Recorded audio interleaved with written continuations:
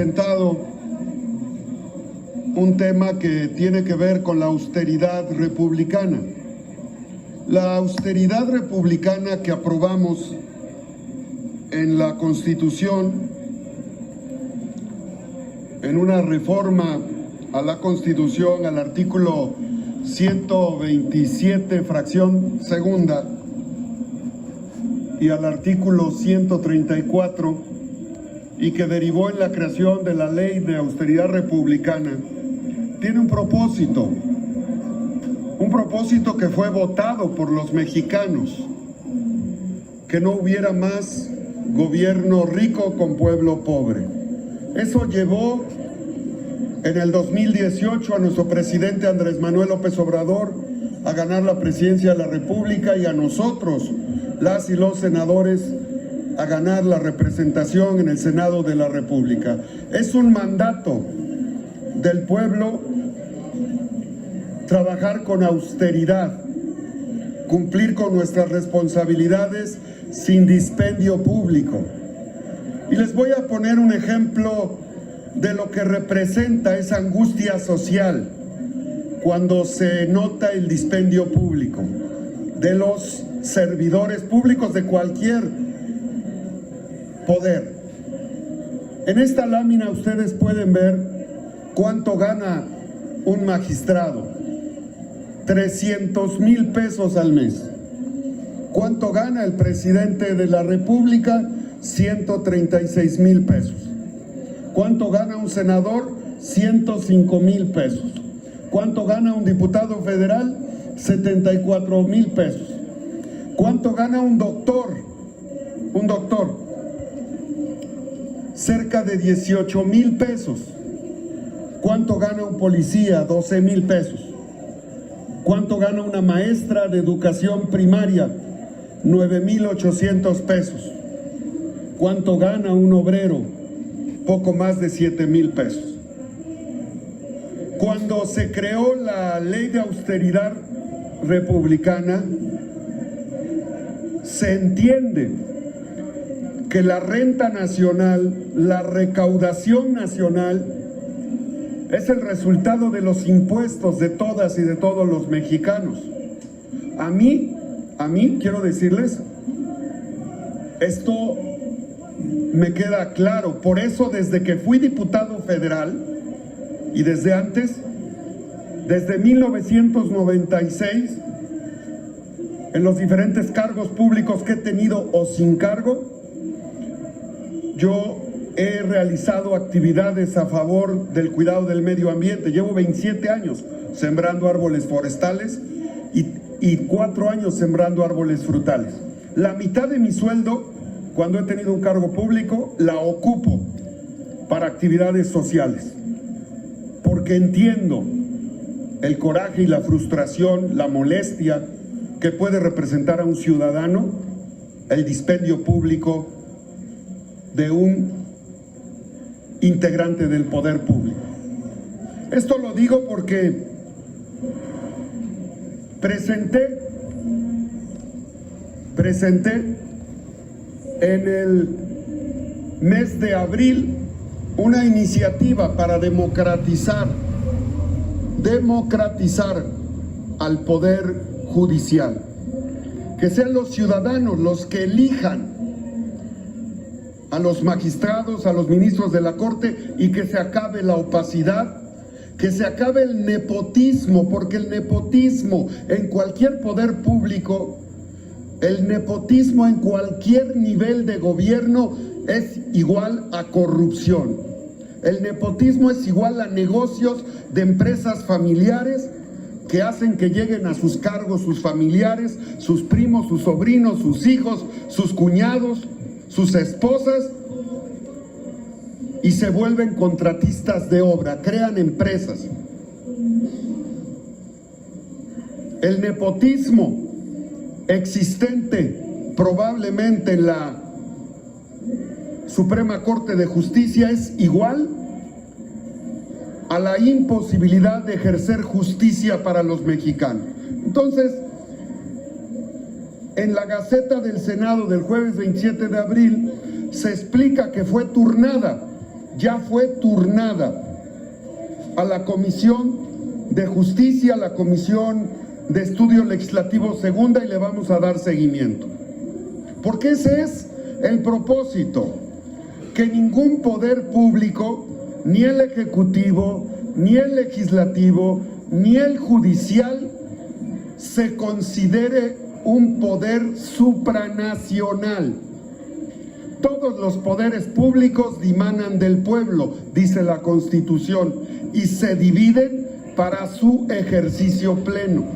Pero entonces, la transparencia, la rendición de cuentas y la austeridad es obligación de todos los poderes públicos.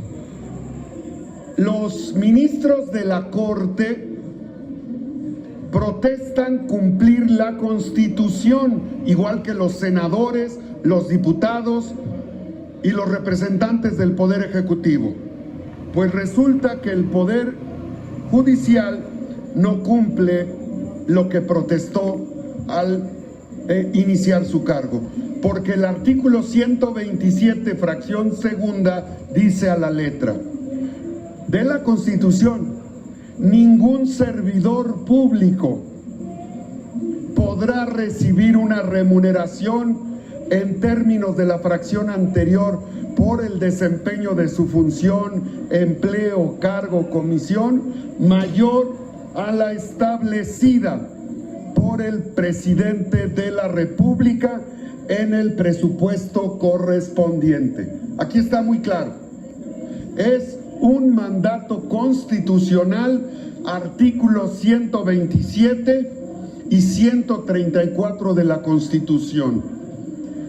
Si un poder público, en este caso el Poder Judicial, desacata la Constitución, está violentando y está actuando incongruentemente frente a un marco constitucional que rige y le da origen a la división de poderes. Eso lo comento porque tenemos que avanzar. Es un reclamo social. Yo fui electo por 1,5 millones de poblanos, de mexicanos, y yo camino en las calles de Puebla todo el tiempo desde hace 34 años y escucho el sentimiento de los poblanos, de los mexicanos de Puebla.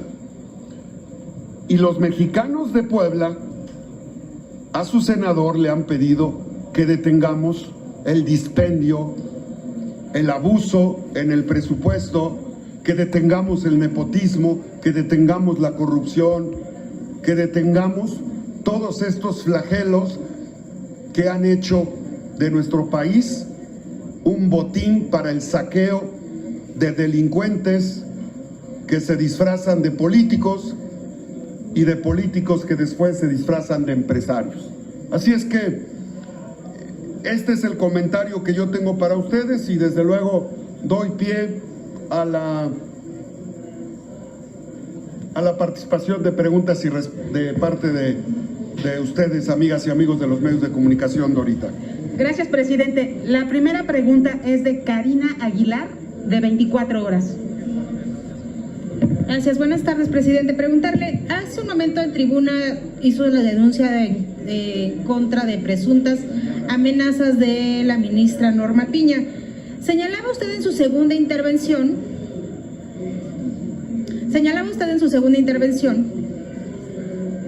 que usted no juzga.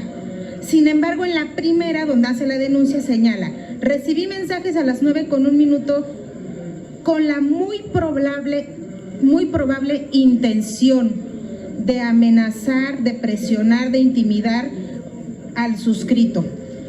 ¿De dónde saca usted que lo estaba intimidando, amenazando? O sea, ¿cómo refiere usted con la muy probable intención? ¿Cómo reconoce usted la intención de si es que fue la ministra en mensajes de WhatsApp? ¿Cómo lo percibe? Sí, Karina.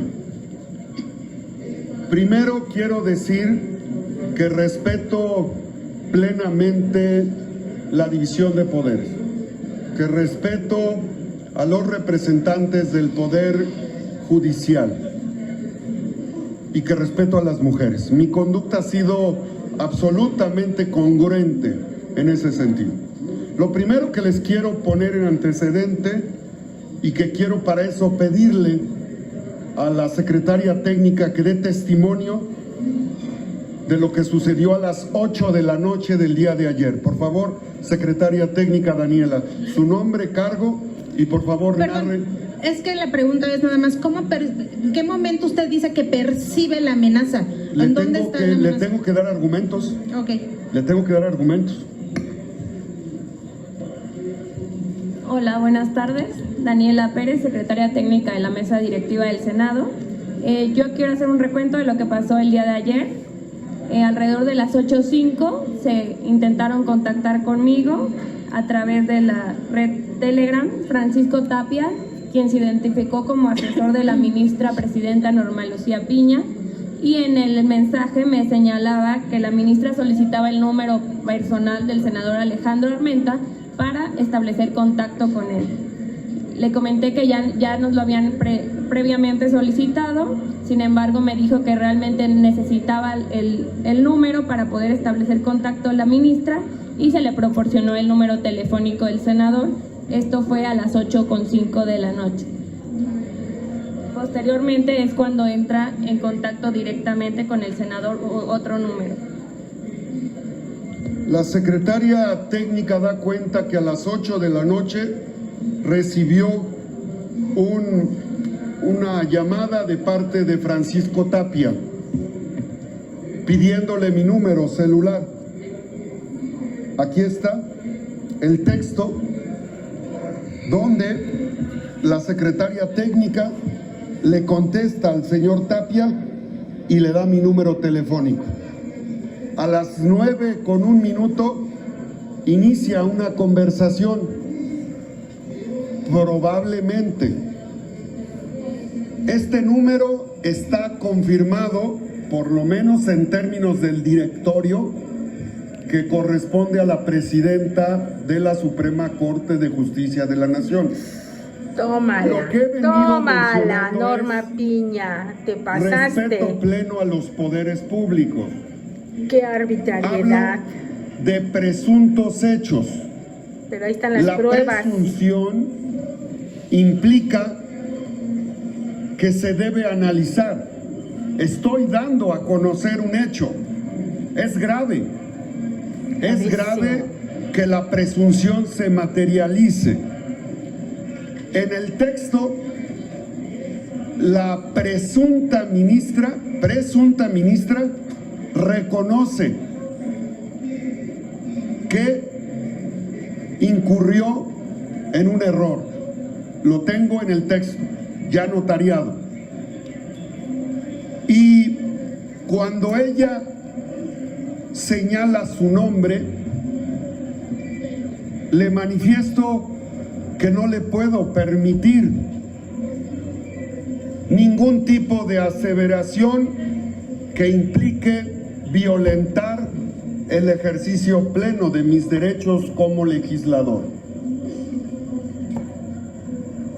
En virtud de esta serie de comentarios escritos presuntamente por la ministra, que ella presuntamente reconoce e incluso me ofrece disculpa por la ofensa, le digo a ella, no me está ofendiendo, no, porque no es una ofensa.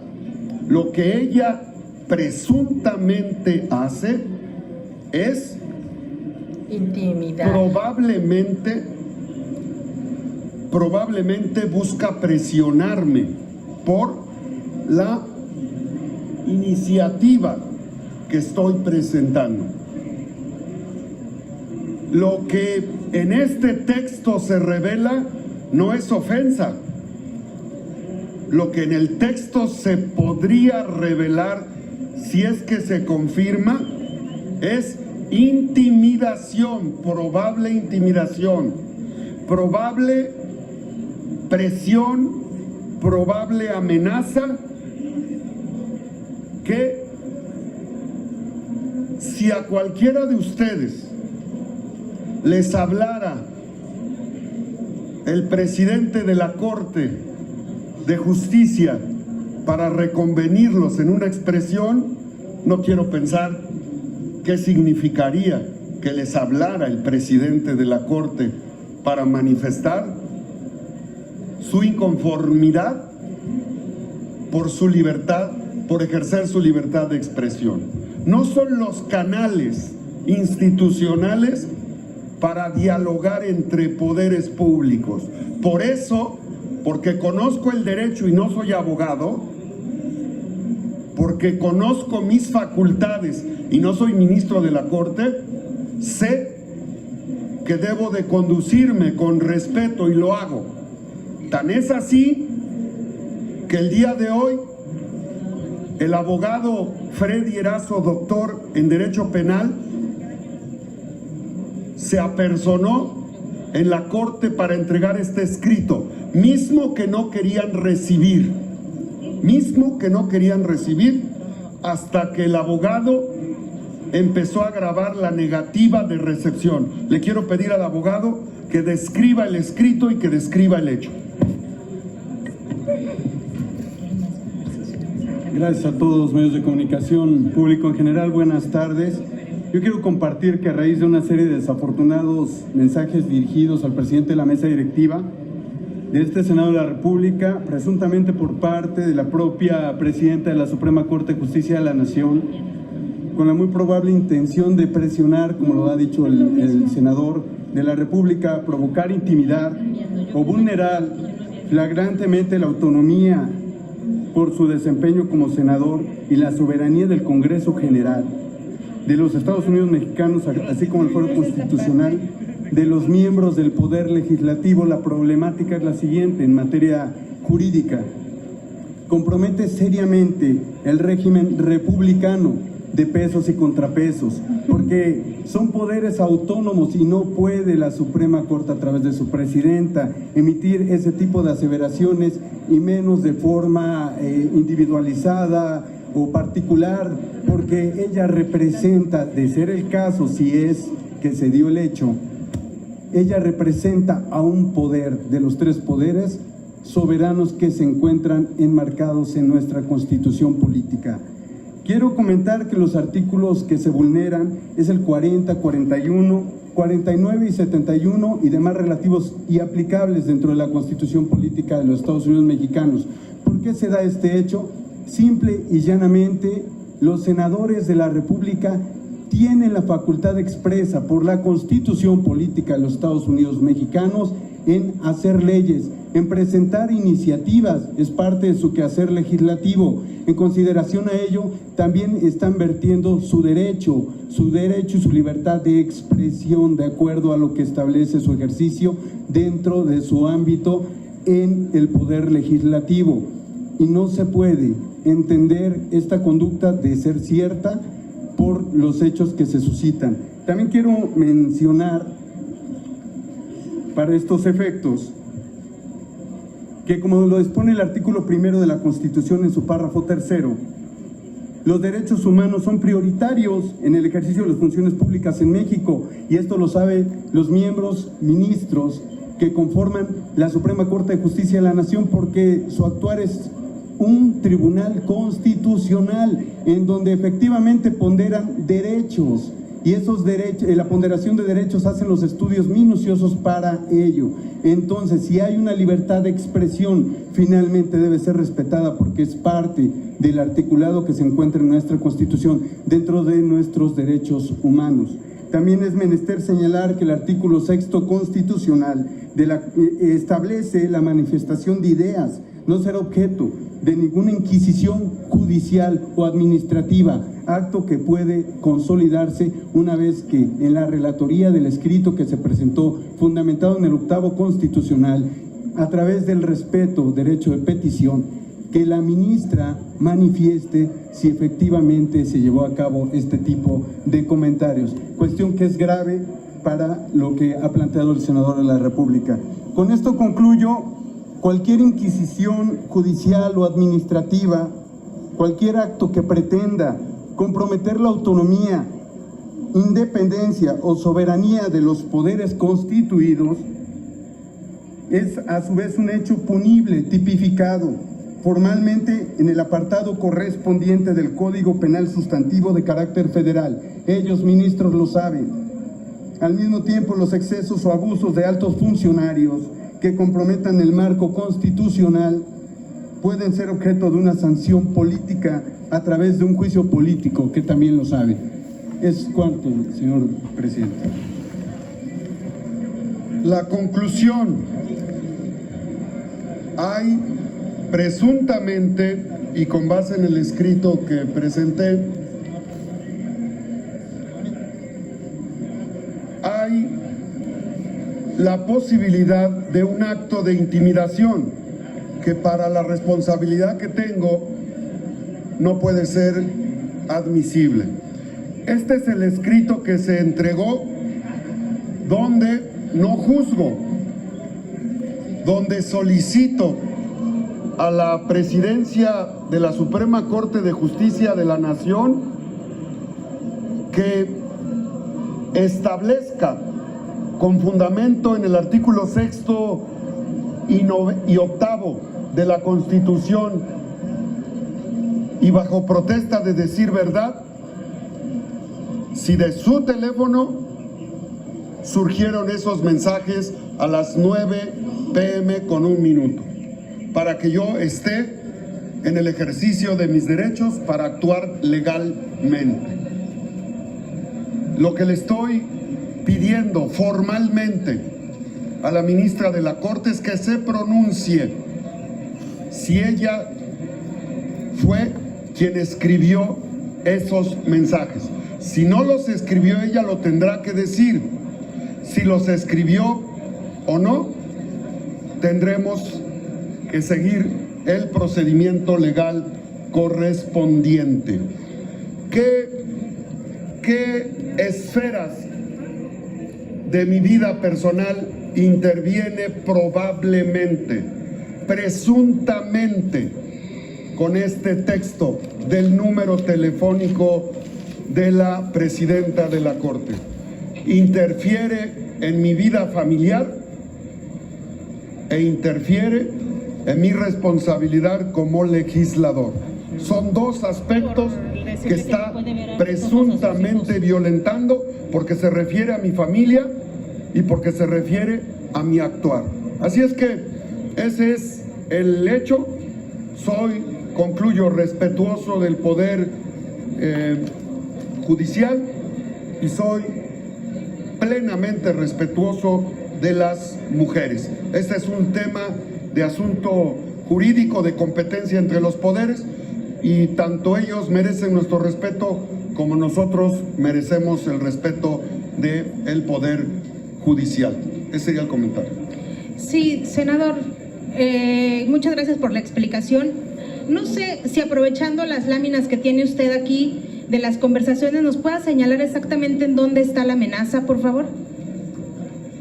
Reitero que la definición de amenaza la tendría que definir, tipificar un juez. En este caso son probables insinuaciones que, dadas de un poder y del nivel de un poder de esa magnitud, no corresponden al protocolo de comunicación. Es inadmisible. Yo no podría, fíjate, si yo le escribo a un juez diciéndole: estimado juez, te solicito que atiendas un tema y te pediría que actuaras con mayor sensibilidad, estoy presionando.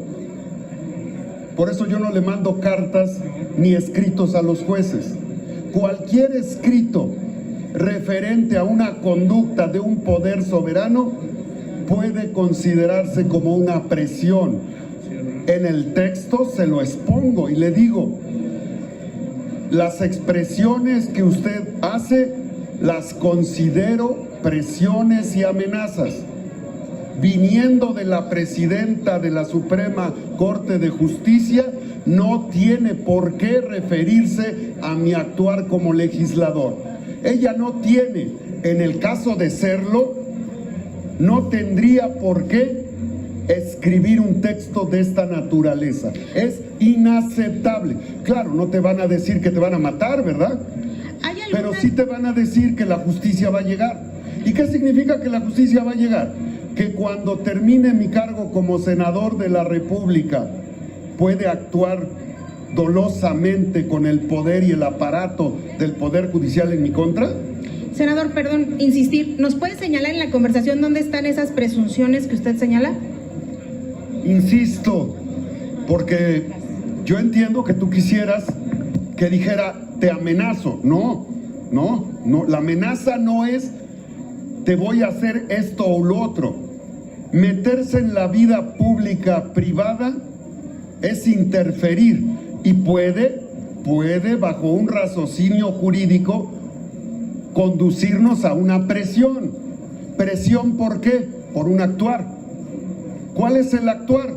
Estoy solicitando la democratización del Poder Judicial. A mí me queda claro que, de ser cierto esta conversación, la probable titular del teléfono buscó presionarme.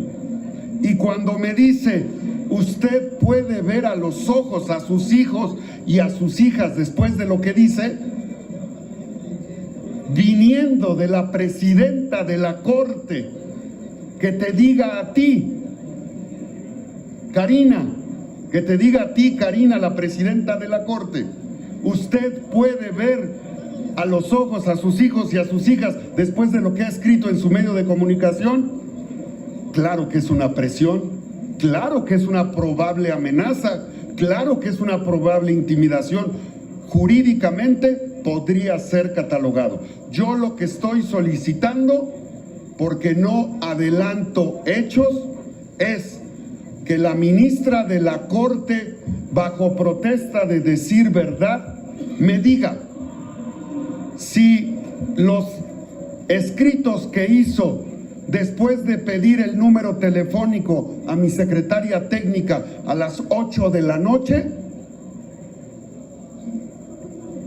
si ella me escribió, que me lo manifieste. Y si no me lo escribió ella, voy a solicitar a la Fiscalía General de la República que haga una investigación para saber quién hizo ese escrito, que de toda razón es un acto que violenta mi derecho constitucional a ejercer mi libertad de expresión y el ejercicio de la responsabilidad para lo cual fui electo como senador de la República. Presidente, la siguiente pregunta es de Félix Muñiz, de Punto Aéreo. ¿Qué tal, senador? Muy buenas tardes a todos. Preguntarte, pues parece ser que el mundo está al revés, porque ¿qué no hay diálogo entre los tres poderes? ¿Es necesario que una ministra se comunique por la noche a pedir tu teléfono? No hay teléfono rojo, ya todo eso desapareció, o sea, están completamente desconectados. ¿Y tú crees que la vía para comunicarse contigo sea el WhatsApp? Como si fueran amigos y todo este tipo de asuntos. Y la pregunta sería, si tú vas a ir al Ministerio Público a presentar esta denuncia para que se investigue, y ya nomás te parecía broma, pero si estuviéramos a la INAI vigente, pudiéramos pedir la solicitud de que nos confirmen si son sus teléfonos de la ministra. Gracias. Gracias, Félix. Tienes razón. Efectivamente tienes razón. Yo no tendría por qué escribirle por WhatsApp una solicitud o una queja al Poder Judicial. Si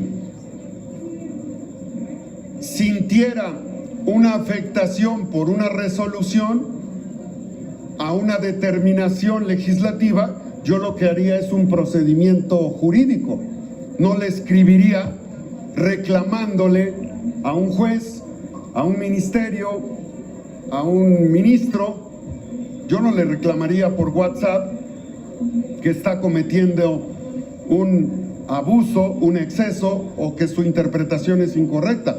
Por eso, porque es incorrecto este procedimiento y porque hay un antecedente de que a las 8 de la noche, Por eso le estoy pidiendo en el escrito, se los voy a leer para que se entienda el respeto pleno a la ministra y respeto pleno a las mujeres y respeto pleno al Poder Judicial.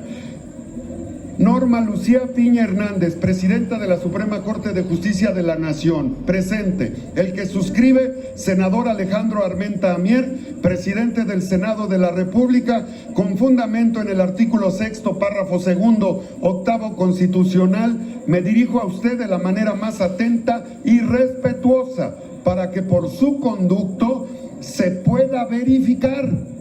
Fíjense, por su conducto se pueda verificar los siguientes hechos significativos. El día 16 de mayo del presente, el ciudadano Francisco Tapia, el cual se acreditó como su asesor mediante un mensaje de WhatsApp, pretendió crear un canal de comunicación entre usted y su servidor.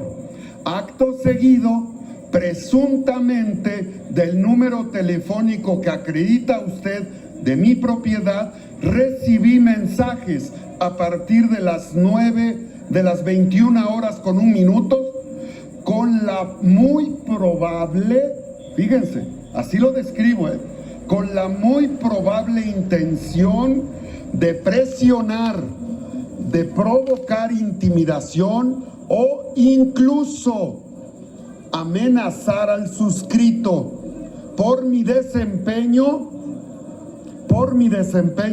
como legislador federal, contraviniendo con ello lo dispuesto en el artículo 61 de nuestra Carta Magna. Por lo anterior, sirva el presente para que, bajo protesta de decir verdad, yo no puedo mentir porque puedo ser sancionado.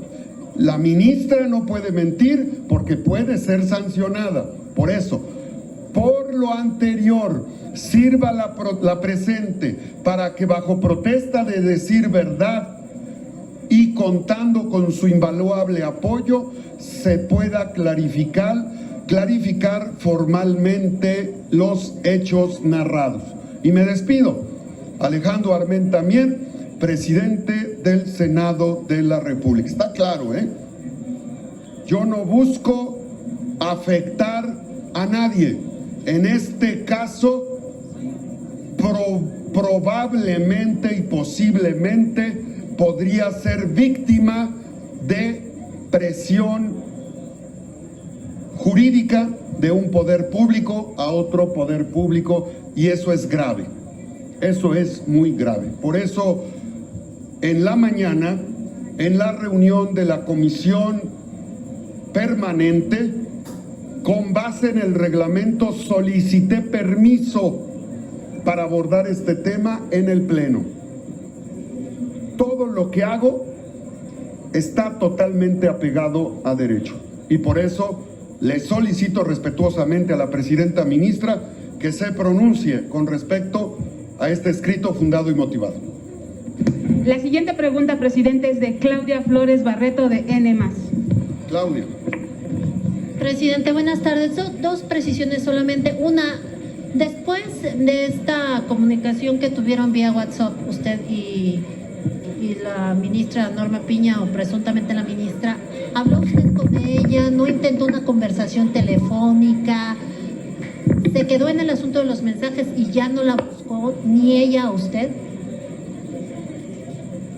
¿Es la pregunta? Es una.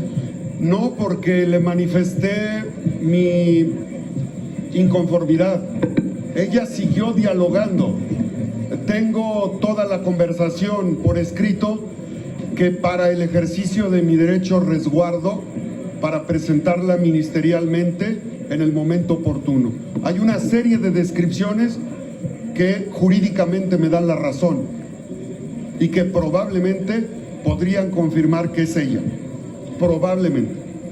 Oiga, presidente, y otra cosa, también preguntarle justo la ruta jurídica. ¿Usted está dispuesto a llegar hasta las últimas consecuencias en esto? Sin duda. ¿Y cuál va a ser la ruta?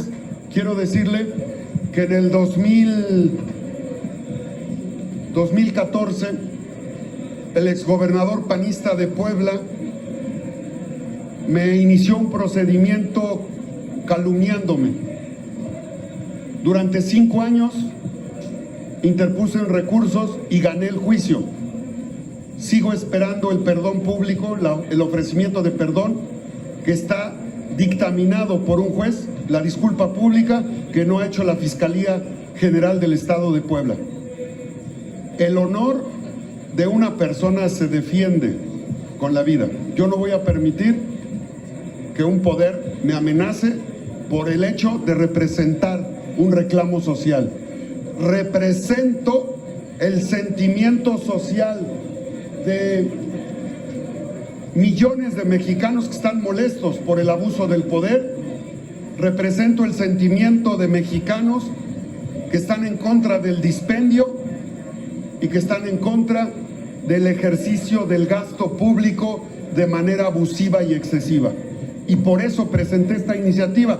Y por eso, Claudia, amigas y amigos, la próxima semana presento una iniciativa para reducir el sueldo de los legisladores al 50%. Presidente, ¿cuál es la ruta jurídica? ¿Cuándo va a presentar usted la denuncia? Una vez que la presidenta de la Corte me responda, mis abogados iniciarán los procedimientos que correspondan en función de la respuesta que tenga. ¿Usted espera una disculpa pública de todo esto o qué es lo que usted espera? ¿Que se sancione cómo? Espero que se haga justicia. No puede un poder público transgredir. Mi obligación como presidente del Senado es cuidar la inviolabilidad de los recintos legislativos y la inviolabilidad del ejercicio legislativo de los legisladores. Lo ha hecho por otros senadores. En mi persona también lo tengo que hacer. Es inadmisible. Si el hecho se consuma, es inaceptable que un representante presidente de la Corte me hable para pretender, es una presunción, presionarme o intimidarme. ¿Pero qué le pediría a usted que se separe del cargo en tanto Actuaré, se aclara esto? ¿Qué es lo que...? Claudia, yo actuaré con estricto sentido a la ley. Lo que la ley implique, lo que la ley describa con respecto a lo sucedido, yo voy a exigir que se aplique. Oiga, presidente, y finalmente, esta denuncia que usted hace, ¿qué es lo que más le preocupa de esos textos que nos está mostrando? ¿Qué es lo que amenaza su integridad? Bueno, es una amenaza contra mi familia, es un probable atentado contra mi familia, es una probable amenaza contra el desempeño de mis funciones, busca limitar mi derecho a expresar los sentimientos de los mexicanos que al recibir en los recorridos que yo hago en el estado que represento, pues busca limitar que presente iniciativas porque puede afectar intereses que son ajenos a la sociedad. Y bueno, tratándose del Poder Judicial y de la presidenta de la Corte, ¿qué no puede pasarle a un ciudadano con el aparato del Poder Judicial?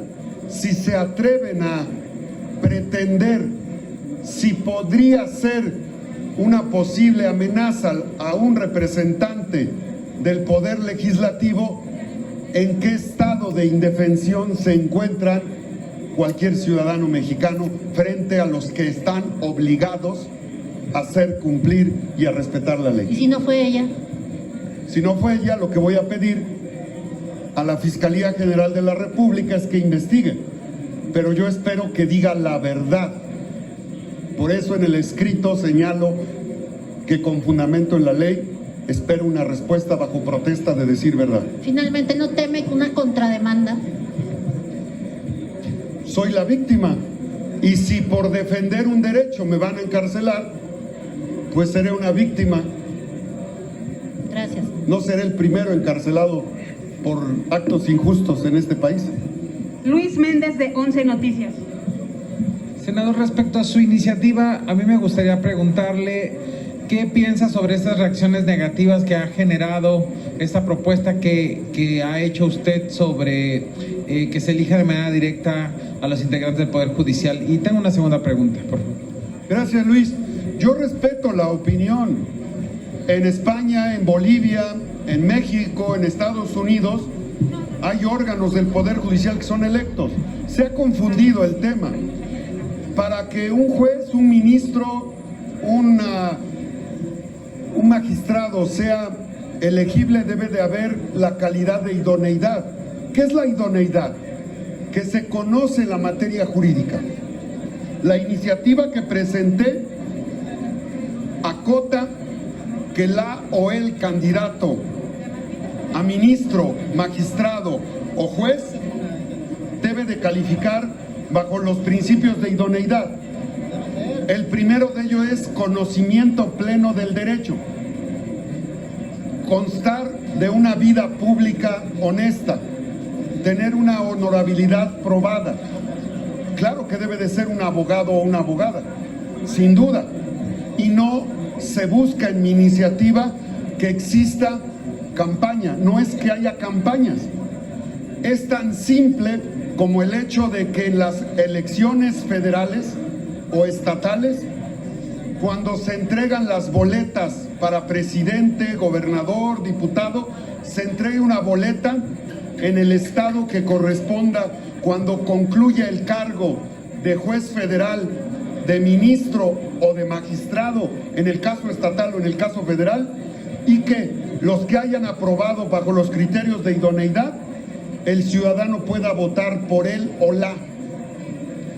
Es una iniciativa que busca que los ciudadanos ejerzan su poder de decisión. ¿Por qué le tiene miedo el Poder Judicial a la transparencia, a la rendición de cuentas? ¿Por qué el órgano que regula al Poder Judicial, y a ver si no me mandan otros mensajes mañana, por qué el Consejo de la Judicatura está depositado en la misma persona que encabeza la presidencia de la Corte? Si el órgano que regula, que sanciona, que limita, que supervisa al Poder Judicial es el mismo que encabeza el Poder Judicial, pues no hay un órgano que regule su actuar. Estamos indefensos los mexicanos frente a una mala actuación del Poder Judicial. Entonces, ¿por qué extraña? ¿Cuáles son las voces que están detrás de ellos? ¿Los intereses económicos que defienden el Poder Judicial? ¿Las prebendas que significa que los órganos de gobierno y de administración del Poder Judicial están llenos de hermanos, primos, sobrinos, parientes, esposas, exesposas, integrantes del Poder Judicial? ¿Es eso? ¿Es eso lo que les molesta? Bueno, pues si eso les molesta, lo siento, pero yo no represento el interés ni los privilegios del Poder Judicial. Yo represento a 7 millones de poblanos y a 130 millones de mexicanos que claman justicia y que piden democracia. Por eso es que esta iniciativa, como lo dije en el texto, no la voy a retirar. Si lo que pretendieron con este mensaje siciliano que me enviaron por WhatsApp es que retire la iniciativa, no la voy a retirar, me sostengo.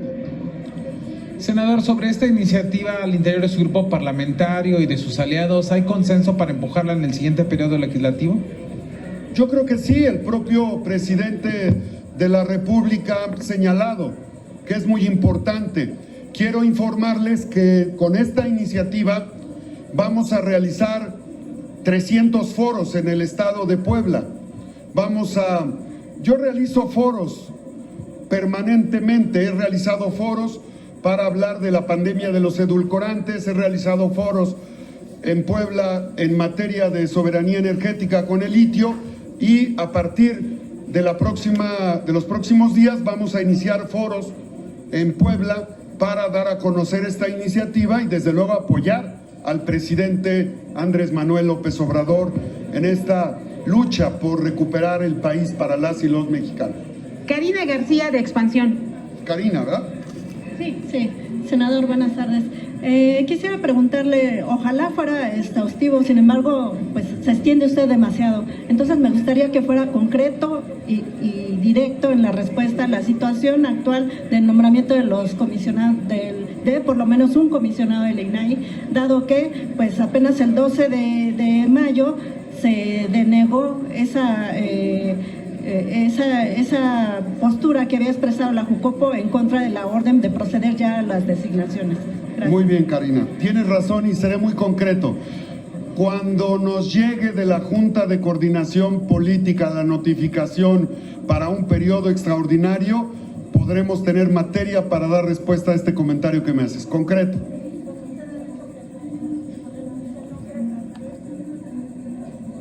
Insisto, nosotros haremos el procedimiento inmediatamente, tengamos de la Junta de Coordinación Política la información para poder actuar. Cuando llegó en los últimos días del periodo ordinario la notificación para elegir a un magistrado, lo sometimos a votación del Pleno 24 horas posterior y se procedió a la votación correspondiente. Respuesta concreta. Presidente, nos quedan 3 preguntas nada más. Adelante. Pregunta ahora el columnista Francisco Garfias. Senador, ¿cómo está? Francisco.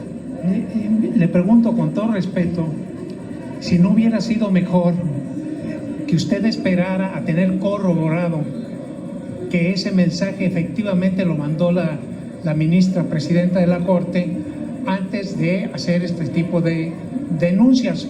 Usted hace un momento dijo que recibió un mensaje siciliano, es decir, literalmente la está acusando de mafiosa. Entonces, que me respondiera por qué no esperó, por qué hasta no tener todo amarrado, entonces sí lanzar, si no sabemos, porque usted habla de esa posibilidad, pero no es contundente que sea ella. Claro. Gracias, Paco. En todo momento he usado el término presuntamente, e insisto, presuntamente. La presunción no es una afirmación, es una posibilidad. Este mensaje, independientemente de quien lo haya enviado, confirmo, es un mensaje siciliano. Y tú, como un investigador, historiador y especialista, sabes que cuando te envían un mensaje del Poder Judicial a ti como periodista, se interpreta o como correo del SAR o como un mensaje siciliano. Senador, no es un reto, es una pregunta. No, por eso te comento. O es un correo del SAR o es un mensaje siciliano. Sí, pero mi pregunta es, ¿por qué no se esperó a tener esa certeza? Esa es la pregunta. Estoy en mi derecho. Estoy actuando conforme a mi derecho. Estoy dando cuenta de un acto que podría lesionar una actividad y lo hago con absoluta transparencia. Gracias. La penúltima pregunta es de Carlos Guzmán, de CMX Noticias. Senador, buenas tardes. Pues preguntarle, presentó un escrito el día de hoy. ¿Qué tiempo tiene la Suprema Corte y la ministra para responder? 1, y 2, en dado caso, ¿qué sanción, en dado caso supuesto de ser cierto, podría incurrir la ministra o se le podía poner a la ministra? Gracias. Bueno, lo estoy fundamentando. Los ministros de la Corte saben que tienen un tiempo perentorio. Lo estoy fundamentando con base en el artículo 6º, párrafo 2 y el artículo 8º constitucional. Yo espero que actúen con la diligencia con la que actúan en ocasiones para algunas resoluciones. Yo espero que lo hagan a la brevedad posible, que implique el derecho de petición. El abogado me está diciendo que son 3 días. Espero que no se amparen. ¿Y qué sanción aplicaría en dado caso? En su momento procederíamos conforme a derecho. La última pregunta, presidente, es de Eduardo Sadot. Eduardo. Senador, buenas tardes. 2 observaciones que quisiera que me aclarara. La ministra al principio le dice con toda claridad, hablo a nombre estrictamente personal, pero lo sostengo en público. Y en la parte del documento y de la explicación, en 2 ocasiones usted se refiere a ella retándola. No es parte de una crisis entre el poder legislativo, específicamente el Senado de la República, y la Suprema Corte de Justicia, azuzada por la Presidencia de la República, porque recordemos que el líder de su bancada en el Senado hace algunos días expresó, sin llamar al caso, que el Senado puede llamar y juzgar a los senadores. Se forma parte de este contexto de enfrentamiento y crisis entre los poderes de México. Esa es una pregunta. Y la segunda pregunta, en materia de democracia sé que no es usted experto, pero ¿conoce el texto de La democracia en América de Alexis de Tocqueville y conoce también el texto de La democracia en México de Pablo González Casanova? Lo digo porque estamos acostumbrados a pensar que la democracia lo es todo, pero se nos olvida que en un proceso democrático a mano alzada, en consulta a mano alzada, Pilatos condenó a Cristo y le perdonó la vida a un asesino. Esas 2 cosas las conoce y no sé si tomó en cuenta esto que dijo la ministra. Es muy simple responderte, Eduardo, y procuro conectar mis pensamientos con mi actuar en congruencia. ¿No podría la presidenta de la Corte dirigirse a mí de manera personal, habiendo, fíjate, utilizado un canal institucional? ¿Cuál fue el canal institucional? Habló a la oficina, usó un recurso humano, probablemente, todo esto es presunción, denominado Francisco Tapia, que se apersonó como asesor de la ministra presidenta, le solicitó mi teléfono oficial, se lo dieron y me marcó a mi teléfono oficial. No me llamó a mi teléfono privado. Segundo, este es un hecho contundente. Segundo, en el supuesto caso de que fuera cierto, no tiene por qué interferir en la vida privada. Es para cualquier persona